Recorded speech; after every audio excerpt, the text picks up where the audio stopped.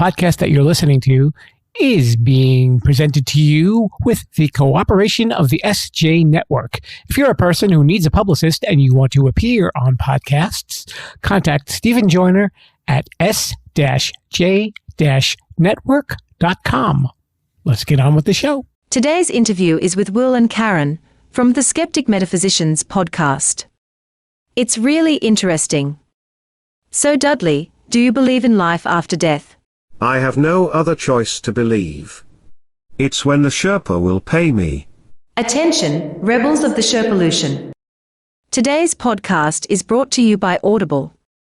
We would like to give you a free audiobook download and 30-day free trial simply by heading to www.audibletrial.com/Sherpa. There are over 180,000 titles of audiobooks and podcasts, including this one, to choose from for your iPhone, Android, Kindle, or MP3 player. And now, the one and only Mr. Bruce will lead you into the Sherpa Chalet. As a reminder, the cool Mount Podcastia air that you are inhaling is a result of the Yak's Burrito dinner. Welcome to Too Many Podcasts, the podcast about podcasts. Now, podcasting from the Sherpa Chalet on Mount Podcastia, here's your host, Jim, the Podcast Sherpa. Hello there, Rebels, and welcome to Too Many Podcasts, the podcast about podcasts and so much more. And this week we are talking podcasts with some very special guests today. Who's our guest today, Sherpa? That's right, not one but two guests today. And I got the opportunity to speak to Will and Karen of the Skeptic Metaphysicians, and really had a lot of fun in this interview. I really enjoyed speaking with the both of them. Super nice people, very smart, and a lot of fun as well.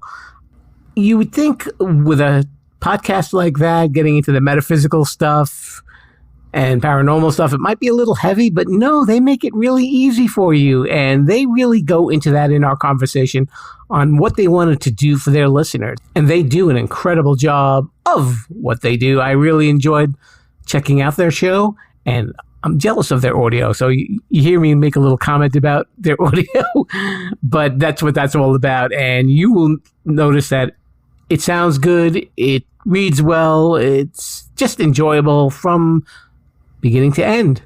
But you know what?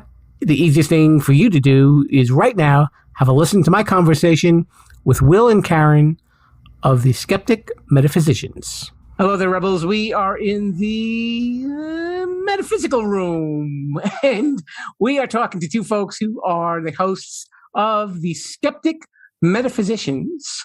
Will and Karen are here. We're going to be talking about a lot of heady stuff, and that's what their podcast is all about. Things that you probably don't think about in your everyday life, but probably could actually affect your everyday life.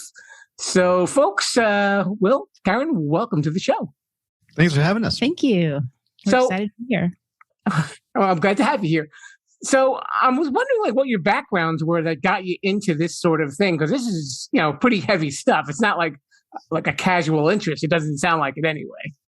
We're funeral directors. No, I'm kidding. Yeah, way to start the show off, right, Karen? It is it's a heavy topic, but at the same time, we try to keep it light. Like, our show is not something you hear about these shows all the time that, they're very serious, and the topic is so serious and you can't laugh. And we're the complete opposite. We just laugh at ourselves the entire time. We have fun. We explore the topics, but in a way that makes people kind of have fun, because God, life is way too short, at least this time around. We're like an intro to metaphysics. People that are curious about it, but they don't really know where to start, and they don't really want to dive right in, just explore maybe a little bit of this, a little bit of that. So that's what we're here for. Yeah, we call ourselves Metaphysics 101. It's our tagline. You really, you're not really trying to debunk things. You're really just trying to kind of get to like a deep dive of these subjects. Yeah, I'm a pragmatic kind of guy. Like, I've always been interested in this stuff since my early 20s. But I'm not the kind of guy that can just take it on faith, right? So I need physical, tangible proof. I need something I can feel, I can touch, I can go, yep, this is definitely it, right? So I'm a skeptic in a way that I just don't take your word for it offhand. You got to give me something that helps me wrap my head around it. On the other hand, I typically tend to think, okay, why not?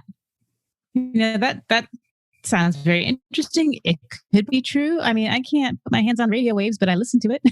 I can't explain it personally. It can be explained, obviously, but yeah, I think it makes life so much more fun if you just believe in things, and if it's wrong, it's wrong. But really, what harm is there in just believing in it? So you're really approaching everything with an open mind. Yeah, absolutely, absolutely. Because why not? And my experience in my life is going to be 100% different from the next guy. So who am I to say that no, what they're saying isn't true? Yeah, and that's really what we found. Really, is that there's no one answer.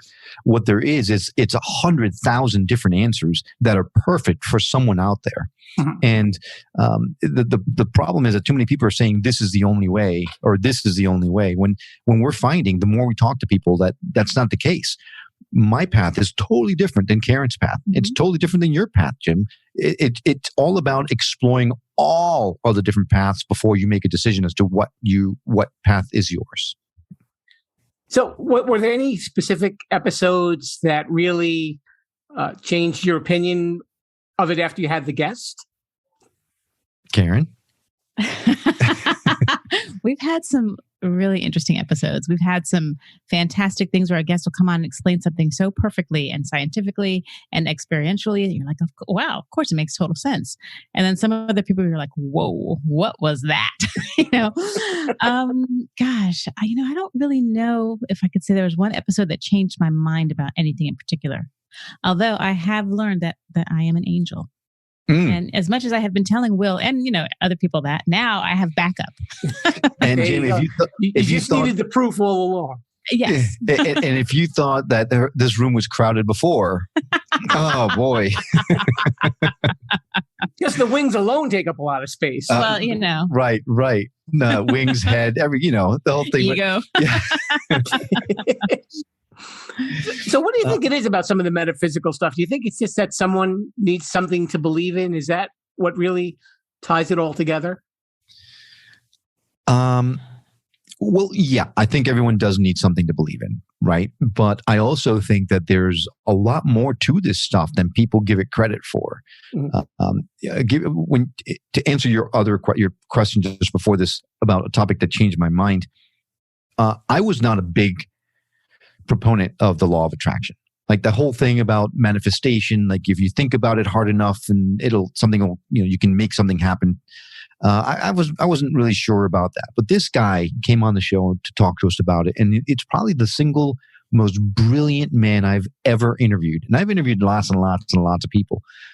This guy explained the law of attraction to me in such a pragmatic way that I went, oh my God, how in the world did I not think of it that way? And it completely changed my mind. And now I actually purposely, I've started meditating since starting to do the show.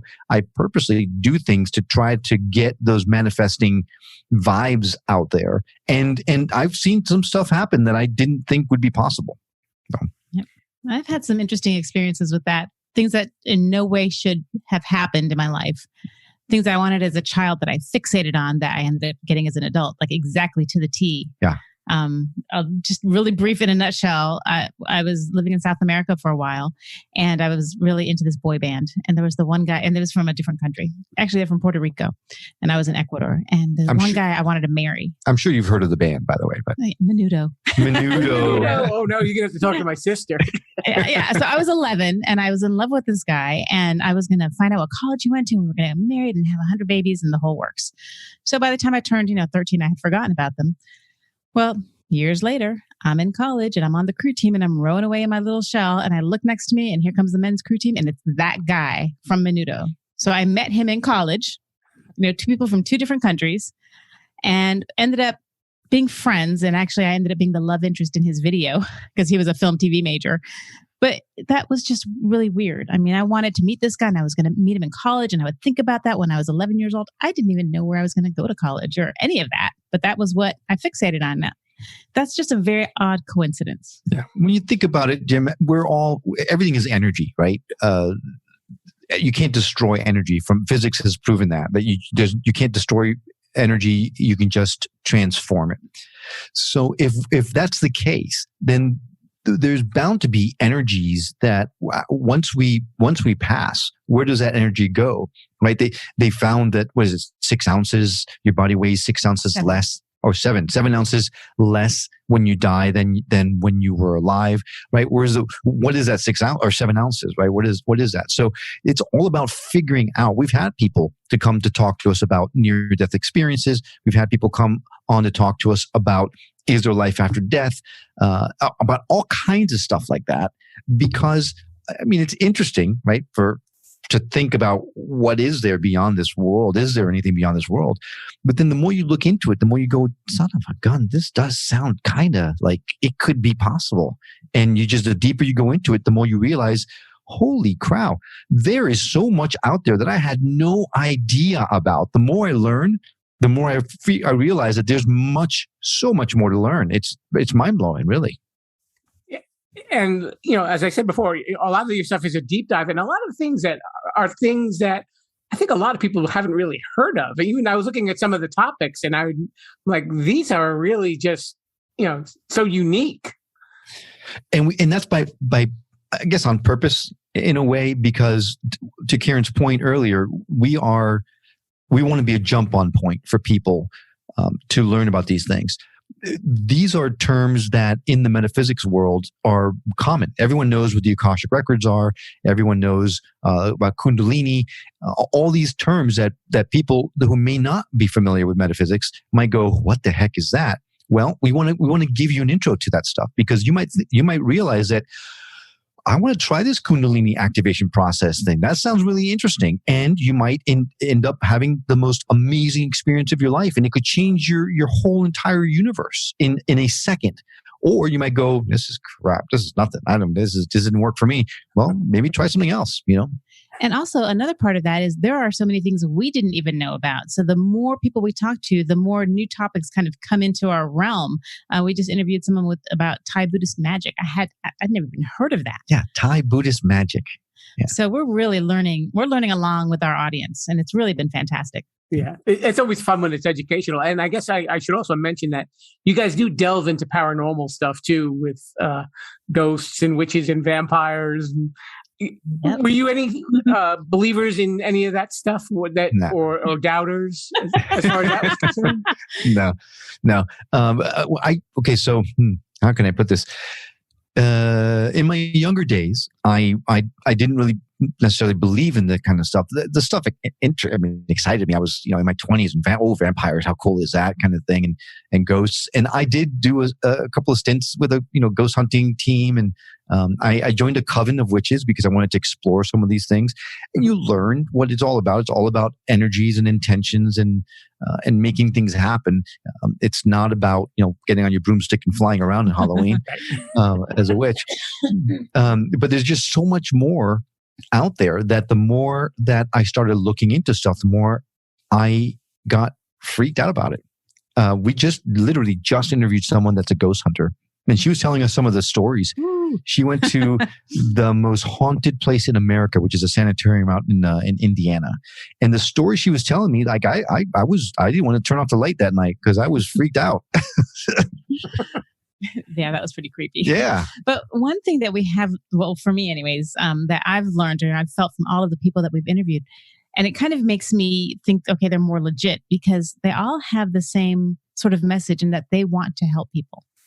Whether they want to help them heal something from the past or, make their way in the world on an easier way. It's all oddly about the love. And I wasn't there with the vampire interview, but my understanding was that she said it was a very loving community as well. Yeah, that's exactly where I was going. Even the vampire, when I interviewed her, it was all about love and support. And the most fun thing for me was that she was this dark presence, right? You think about vampires, you think gothic, and she had the cameo around her neck, and she had the lighting was all dark, and she had the fangs and the whole deal. But then she's talking about how she is trying to help the people that are in that dark community to come to the light. So it's like this light worker that has sacrificed her lightness and gone into the dark to bring people over to the light and with love and support. And it's shocking to me. Like I was expecting but it wasn't that at all. No bats were flying in the studio or anything like that. I can't confirm, but there was a shadowy figure in the corner at one point. But We did a whole interview with a guy in the shadows, and it was all dark, and he had a hood on, and we couldn't see his face. he looked like a ninja. He built himself as our first shadowy figure. Mm-hmm. Have either one of you had any sort of paranormal experience where you were affected, like some of the other people on maybe your show were? I have, but Karen? Yeah, well, I don't know what you're talking about. I have, in I think a much more positive way than Will. I had a ghost in a house that I lived in for a while, but she was very helpful. So I would have to acknowledge her from time to time, because if I didn't, like, shelves would pop off walls and random things would happen in the middle of the night that would wake me up. But my favorite story about that is Will and I had just started dating, and he gave me this beautiful diamond bracelet, and I wore it all the time. And then, of course, I went to work one day and it wasn't on. I'm like, oh my gosh. So I go home. I worked really close to my house. So I go home. I'm looking for it everywhere. It's nowhere to be found. I'm like, I'm gonna have to buy myself a new bracelet. Where did he get this bracelet? I can't let him know I lost it. And there's a guy out there mowing the lawn right by where I park. I'm like, oh my God, it's in the lawnmower. It's done. So I go inside, do one more sweep of the house. And I'm like, all right, Lila, that's what I named my ghost. I'm like, Lila, I really need your help. I've got to find this bracelet. So I give up and decide to go back to work. And I open the front door, and on the doorstep in a perfect spiral shape is that diamond bracelet. And I had gone in and out the house 10 times and searching, looking on the ground, because obviously it would have fallen. So Tell him about the pen. Oh yeah. I used to also be a teacher. And a student had given me this really nice pen for Christmas. And I used it all the time until, of course, I lost it. It's like a common theme here. And it was months, and I had forgotten about the pen. And one day I got up to go to work, and on top of my dresser, there's the pen, and it's taken apart, but it's lined up in a perfect straight line across the top of my dresser, which I saw every single day for months. So, yeah. Those are my two probably best experiences. Cue the Twilight Zone music. Lila was very helpful. And my dog would sometimes, look into the empty hallway and start barking, or, things like that. But I had decided in my head, she's a good ghost. And I said, you can stay as long as you don't freak me out. We had conversations from time to time. Well, chipping for the rent. Yeah, exactly. Yeah. And then my story is a little bit of a story. So I don't know if you want me to go into it, because it's kind of long, but it's the only experience I've ever had. Okay. So then bear with me. I was in my early 20s, maybe younger than that, actually. I was young, and I was an actor back in the day. And there was a theater that I was doing a show at in Connecticut. And at the time, I was not living at home, so I had nowhere to stay. I was staying in friends' couches here and there, moving from friend to friend. And after the rehearsals, we would all go out for dinner, drinks, or whatever afterwards. And at one point, I didn't have anywhere to stay. So a friend of mine said, the play shop, just the window on the bottom, you can just open it up. It's not, doesn't lock. It just open up and go ahead and climb in, and you can spend the night downstairs in the room. Well, that sounds like a great idea. So they dropped me off there. I, sure enough, checked the window. It opened up. No lock, no problem. I snuck into the theater. I looked around with my little flashlight, looked around the entire theater. There was nobody there. Everything was locked up, nice and tight. And I curled up on the couch to go to sleep. And little by little, as I'm lying there on the couch, I'm starting to feel like something's not right. Something's wrong. I don't know what's going on, but something is not right. And the more I laid down there trying to kind of convince myself that I'm just imagining things, the more that oppressive feeling came over me. I'm getting goosebumps just thinking right now. And as I'm lying there, the couch, the place where I'm staying, is right underneath the dressing rooms, which are upstairs. And as I'm lying on the couch, suddenly I start hearing like knocking on the ground. And so I'm like, no way. Get my flashlight again, go upstairs. Nothing. There's nothing that could possibly be knocking. This isn't right. I go downstairs. I mean, I'm looking over my shoulder every 5 seconds because there is something here and I don't know what it is. I go back to sleep. When you go back to sleep, try to kind of squint your eyes, and if I fall asleep, I can't feel the fear or whatever. That's what I was trying to do. All of a sudden, it sounded like someone was pounding, bam, bam, bam, bam, on the floor above me. I am freaking out right now. I'm feeling it. Literally, I'm getting chills up and down my spine right now thinking about it.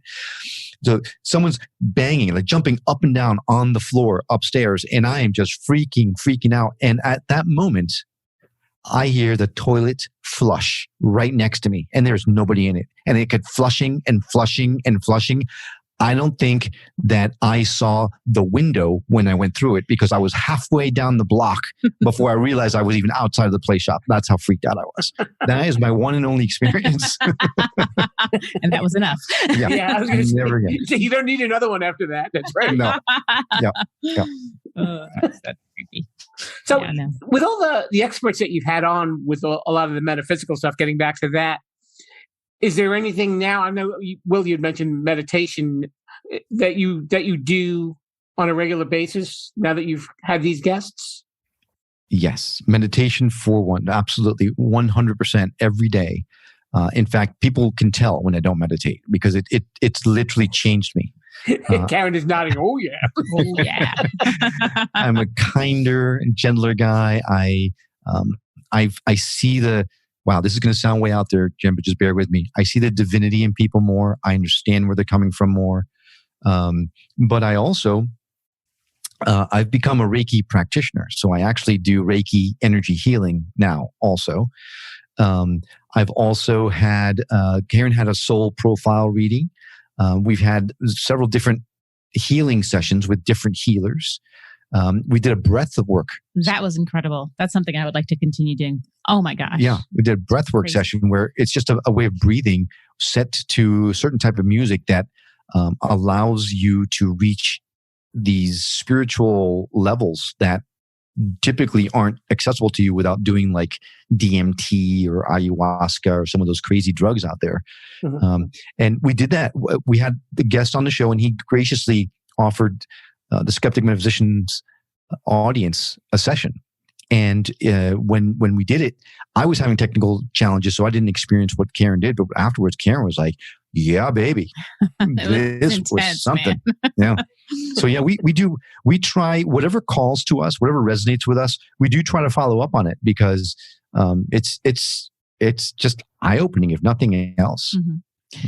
And another thing that's been kind of eye-opening is when you think you're going to meet with all these people, you're like, okay, we've got someone who's a witch and someone who's a medium. They probably live in their parents' basement and work at the coffee house, you know. But the people that we have interviewed, I mean, we have interviewed some of the people, probably one guy out of his basement, I think. But we've also interviewed people that were accountants, that ran international television production companies, graphic design companies, PR, and some of the people that just left everything to follow this path. But these are like some legit people that you wouldn't think, oh yeah, she does, or psychic, whatever. They don't have that look that you automatically assign to people. So that's something that I have learned. You kind of have stereotypes or misgivings both ways. That person is crazy and that person's not. Well, they might be, Right. But you can't judge a book by its cover because they don't have all weird looking people that are hats on their head and everything. Yeah. No tinfoil hats. No, well, some of them did, but not all of them. And really, I don't know who might be listening to your show, but I can tell you one of the episodes that really impressed me the most, I think, was, to Karen's point, someone who owned nationally recognized, internationally recognized production company.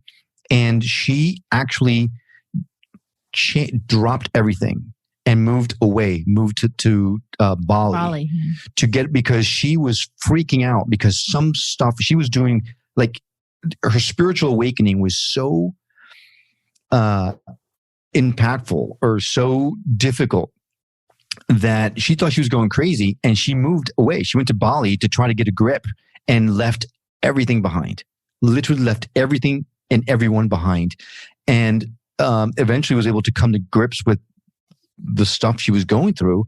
And now she uses it to help people in lots of different ways. The reason why I bring it up is because there might be people listening to your show that might know a little bit more about metaphysics, who might be experiencing things that they're going, I can't explain it. I'm freaking out. There's things that I am not comfortable with. This is really hard. I'm talking to those people right now. If you're listening and you're experiencing that, go listen to that episode, because it's going to give you a lot of hope, because there has been no spiritual awakening that I've ever heard of that's been as difficult as hers. Mm-hmm. And to understand her story is to really understand what you're going through and knowing that there is a light at the end of the tunnel and you're not going crazy. Just go with it and allow. You're not alone. You're not alone, and allow these things to go through you and make you a better person. Wow. That's a lot. Yeah. Sorry. Yeah. our time is gradually coming to a close. So just want to get a couple of questions in before we go. What podcasts do you guys like to listen to when you're not doing your show? Man, I probably have one of the most eclectic podcast collections ever. I listen to interview shows. I listen to TV and film shows. I listen to metaphysical stuff, self-help stuff. Dr. Wayne Dyer, rest in peace, has an incredible podcast based on his radio shows. Probably one of my favorite podcasts right now, I'm sure a lot of people have heard about it, is Smartless with Jason Bateman and Will Arnett. And that's always entertaining for me. I love that show. And then my next favorite is a really cool show I just learned about a couple of months ago. It's called Too Many Podcasts. That's a really cool show too. Oh, that host is a real idiot, though. He seems pretty smart to me. He's jealous of audio. He invites really cool guests on the show for sure. Well, that he does. Okay, Karen, your turn. Oh gosh, see, I'm not like Will. I don't listen to. I have a fear of commitment.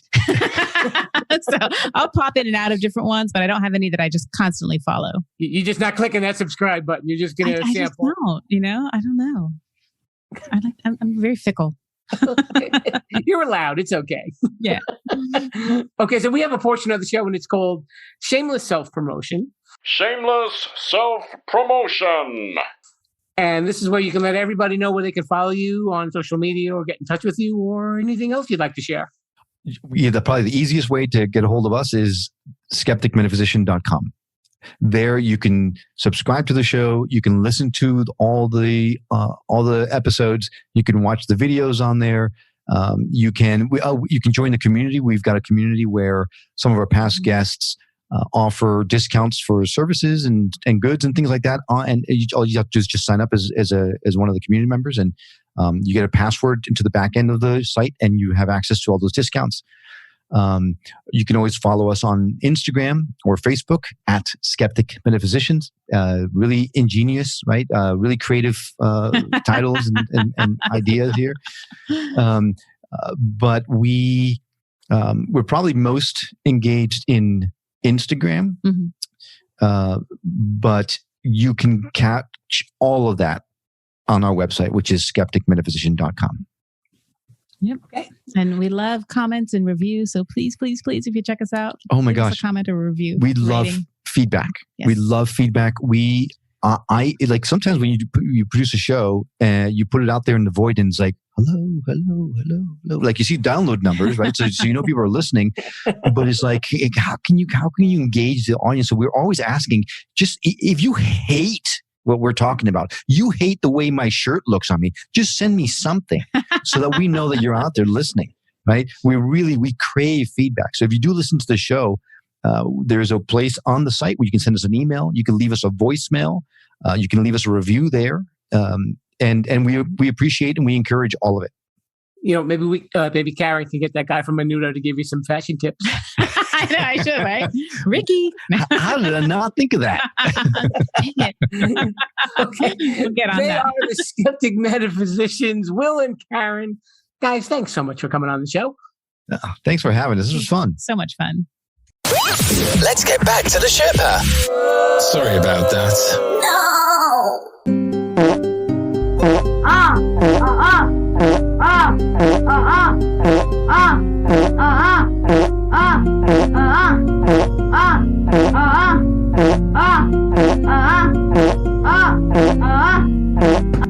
I know you're humming along with that catchy tune, and you know what that means. And if you don't, it means that it's time for Sherpa Samples. What's Sherpa Samples? Well, I think I will tell you, since you are so kind to listen to me. Now, there's a lot of podcasts that are out there and a lot of different podcast charts. There's not one uniform chart. So I check out the tops of a lot of the podcast apps charts to see what I can sample and pass it on to you and let you know what these podcasts are about. Now, As I've said before, it's not my job here to review these podcasts. I really just want to let you know what they're all about and maybe what you're missing out on. And it maybe might be something that you may be interested in.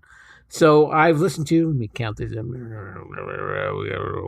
2, 3, and 4. Is that it?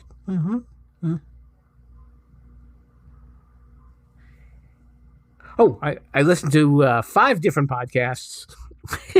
Sorry. And I'll give you the titles.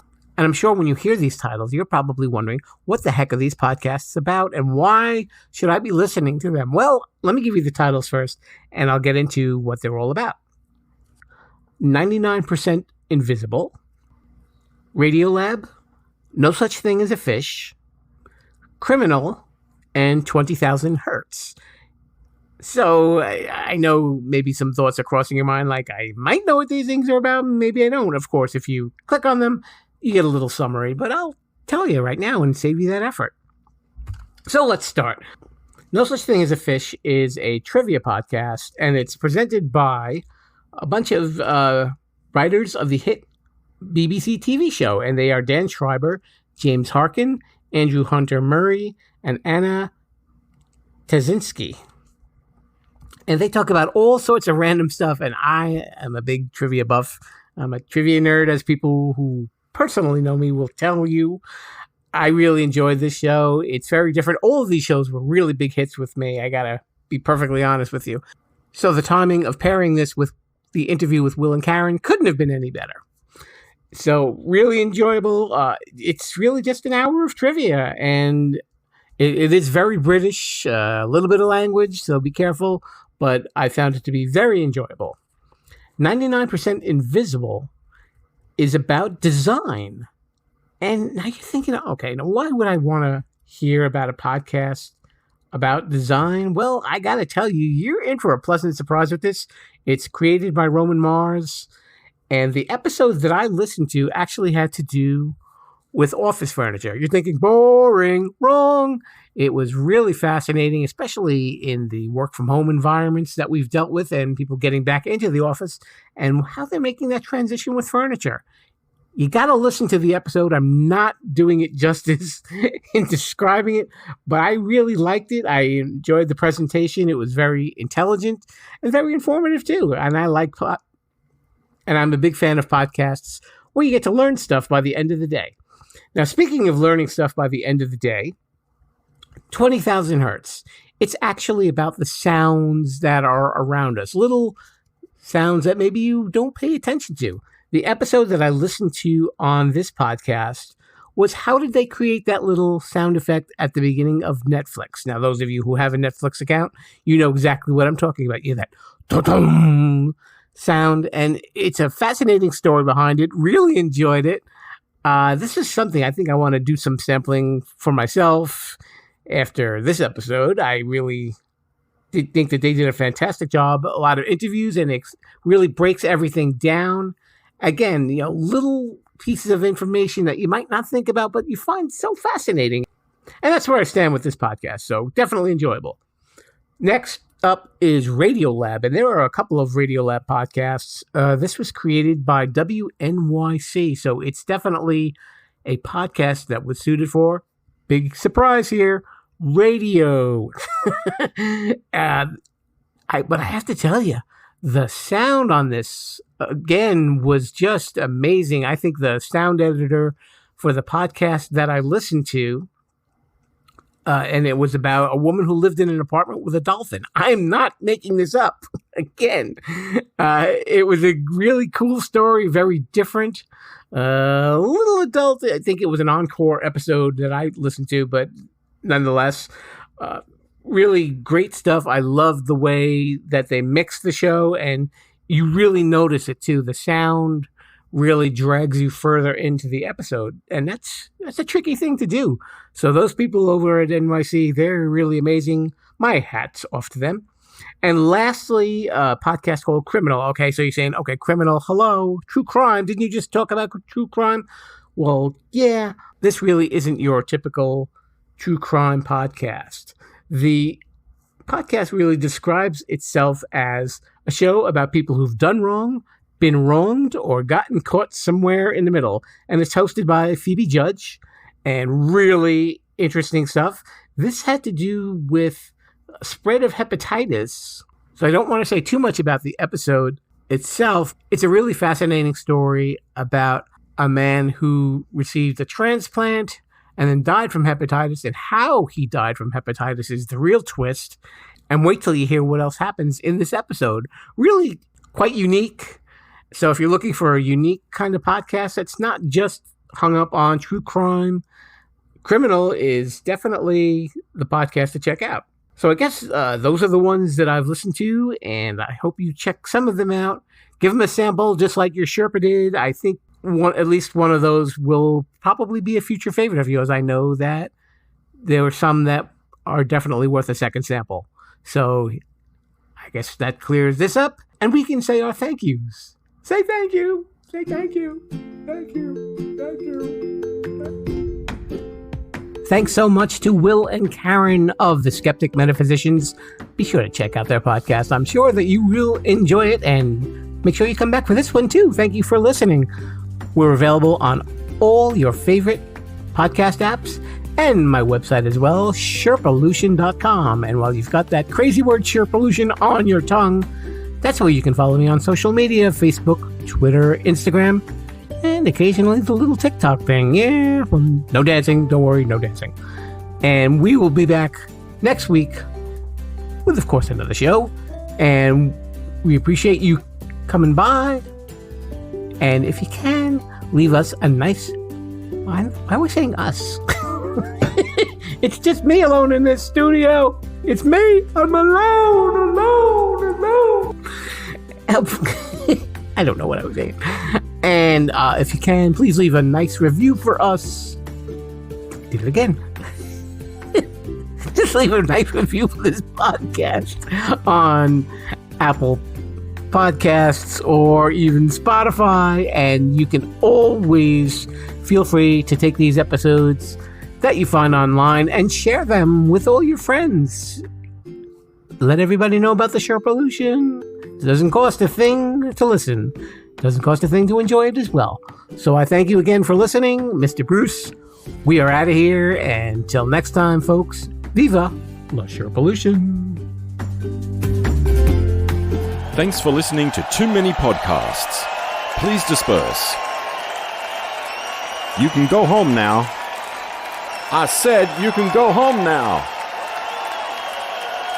Viva la Sherpalution. Viva la Sherpalution. Yeah, I'll come back now, you hear?